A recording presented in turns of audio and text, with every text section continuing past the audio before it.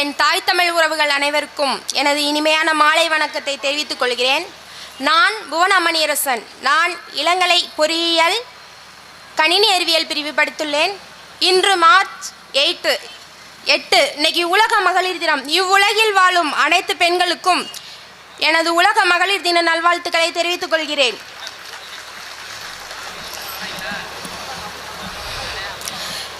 நம்ம எல்லாருமே பார்த்துருப்போம், திருச்சி மாநாட்டு வேட்பாளர்கள் அறிமுக கூட்டத்திலே பார்த்துருப்போம்.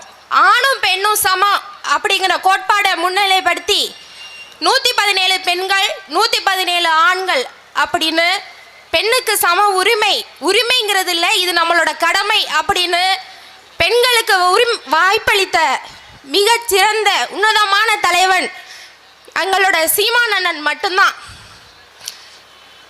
பேராவூரணி ஆலங்குடி தொகுதி முழுக்க ஒரு விவசாய பூமி தான். பேராவூரணி தொகுதியில் தென்னை மட்டுமே 15,113 ஏக்கரில் பயிரிடப்பட்டிருக்கு. இதுவரைக்கும் வந்த ஆட்சியாளர்கள் எல்லாருமே நாங்கள் வந்தால் இதை பண்ணுறோம் அதை பண்ணுறோம் அப்படி இப்படின்னாங்க.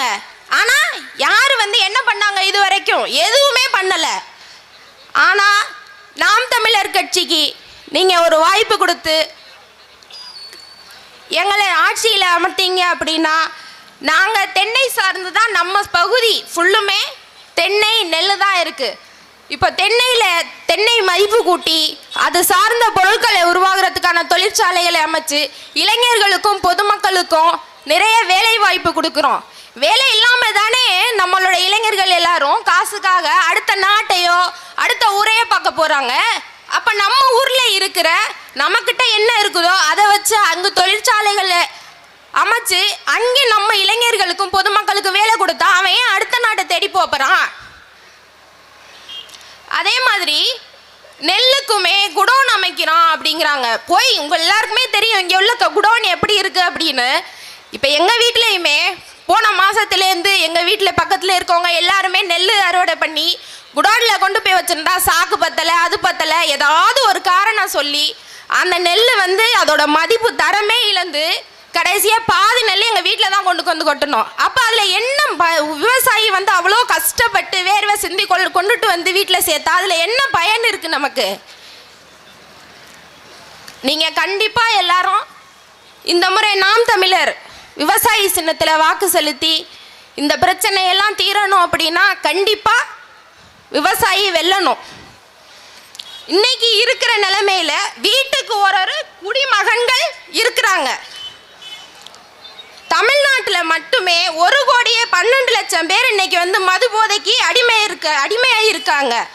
இதில் வருஷத்துக்கு 67,552 கோடி குடிக்கிறவங்களுக்கு இழப்பு.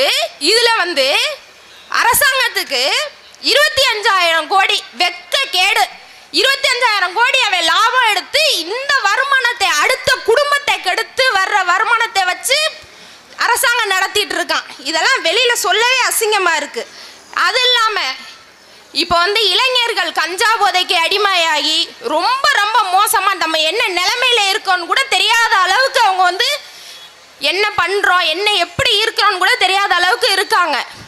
இந்த நிலைமையெல்லாம் மாறணும்னா நாம் தமிழர் கட்சி வரணும். நாங்கள் வந்தால் கண்டிப்பாக மதுக்கடைகள் ஃபுல்லாகவே முற்றிலுமாக அகற்றப்படும். இதுக்கு நான் 100% வாக்குறுதி கொடுக்குறேன். அப்புறம் அடிப்படை வசதிகள் இலவசம்னு இலவசத்தையே கொடுத்து மக்களை ஒரு அடிமையாக்கி வச்சுருக்காங்க. இது முன்னாடி இருந்த திராவிடர் அரசு எல்லா அரசுமே மக்களை ரொம்ப ரொம்ப அடிமையாக்கி வச்சுருக்காங்க. இந்த இலவசம் நமக்கு தேவையா? குடிநீர், மருத்துவம், கல்வி, இந்த அடிப்படை வசதிகளை மட்டும் இலவசமாகவும் தரமாகவும் கொடுக்கணும். ஆனால் எல்லாமே கொடுக்குறாங்க. ஏதாவது தரமாக இருக்கா? இல்லை. இந்த மண்ணையும் மக்களதையும் நேசித்து நிற்கக்கூடிய ஆலங்குடி தொகுதி வேட்பாளர் அண்ணன் ராஜாராம் அவர்களுக்கும் பேராவூரணி தொகுதி வேட்பாளராக இருக்கக்கூடிய புவனா மணியரசன் எனக்கும் விவசாயி சின்னத்தில் வாக்கு செலுத்தி பெருவாரியான வாக்குகள் வித்தியாசத்தில் வெற்றி பெற செய்யுங்க. தமிழ்தாய் வாழ்க, தலைவர் பிரபாகரன் வாழ்க, நாம் தமிழர்.